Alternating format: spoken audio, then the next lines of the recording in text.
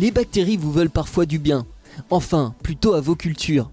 Parmi les autres micro-organismes utilisés comme agents de biocontrôle, ce sont les bactéries qui offrent le plus de potentiel. Et on vous explique tout de suite pourquoi dans ce nouvel épisode du MAC du biocontrôle.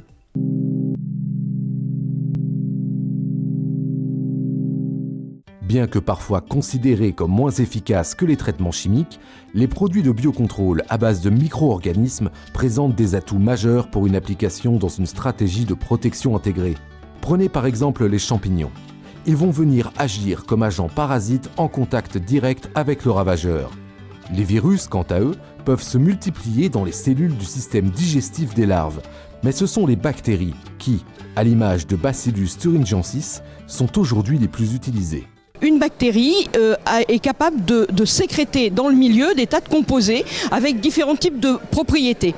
Et donc, par exemple, une bactérie peut agir en sécrétant notamment des lipopeptides, qui sont par exemple des lipides qui vont s'insérer dans la membrane du champignon et qui vont faire des petits trous avec une fuite et une hémorragie du contenu cellulaire du champignon et qui conduit donc à sa mort.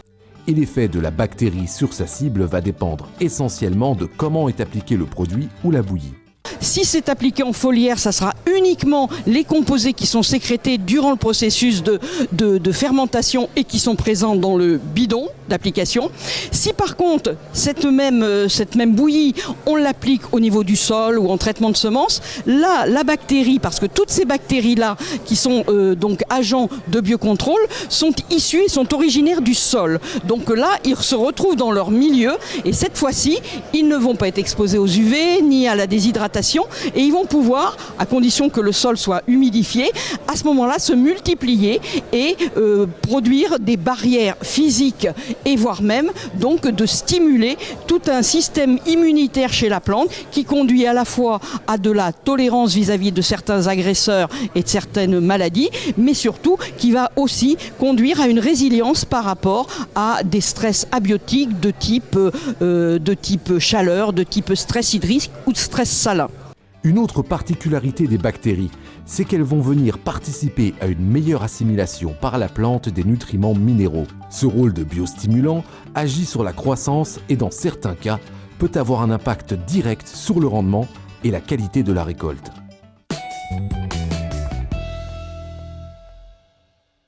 Dans le cadre du CITEVI, le 28 novembre 2019, aura lieu un atelier sur le biocontrôle, sur la thématique « Comment favoriser les régulations biologiques sur une parcelle de vigne ».